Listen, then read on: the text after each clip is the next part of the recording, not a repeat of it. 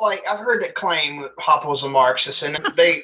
I've never heard that. I've never heard that claim either, to be honest. I mean, he wrote an excellent article called Marxist and Austrian Class Analysis, where he says that the central claims of Marx's class analysis are correct, except he gets his exploitation theory wrong. So his labor theory of value and the exploitation theory linked around that is wrong. But if you replace that with aggression, the libertarian concept of aggression, and you replace the what are the class?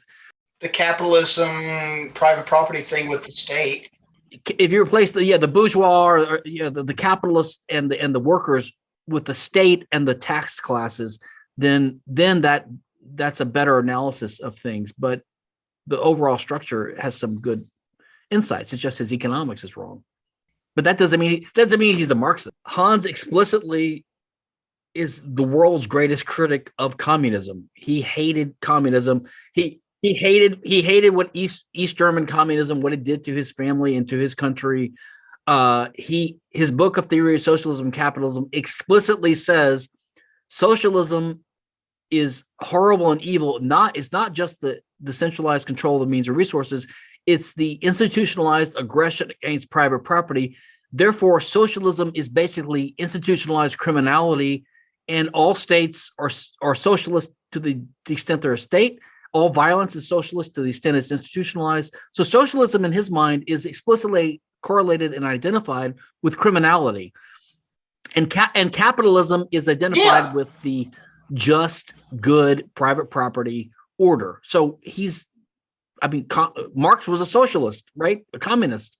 Hans is anti-communist. So I don't know how anyone can maintain that. No matter how much they hate him, he's not a Marxist.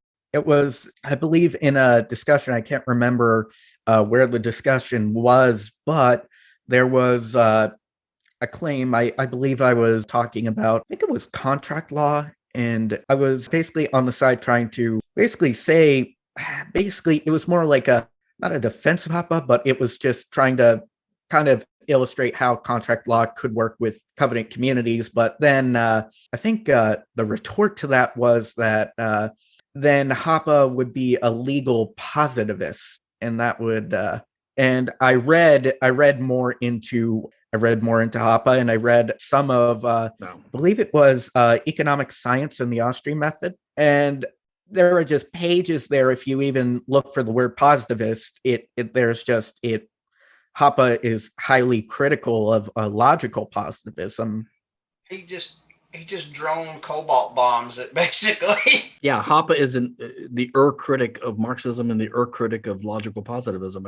It was, I don't know if their interpretation was wrong of it. I have no idea. I've tried to talk about that more, but it's just something that's kind of stuck with me sometimes with critiques of Hoppe, is that these particular critiques, they seem to level things against Hoppe when you press on, there really is nothing to substantiate the claim. That's one thing I just was sticking in my mind. Most of Hoppe's opponents, they're opponents for various reasons. Number one, he's German, and these guys think you're a Nazi if you're German, I guess. Number two, he's very popular. They don't like that. It's just competition. Number three, he was Rothbard's sort of right-hand man. They didn't like that. And there was always this hostility between the respectable DC Beltway Cato types and the Mises Institute, and they continually malign and slander and dishonestly characterize the views of the Mises Institute because they're more radical and they're more principled than these guys, and we're willing to condemn things. We're willing to stand up for the right to discriminate, which is a right. We're willing to call the federal government completely evil. The American Revolution was a unconstitutional and unjust coup. The Constitution was not a good thing, was centralizing, right? We're just too radical and principled for these guys, and it's just a smear campaign. They should stay in their lanes and know their betters, I believe.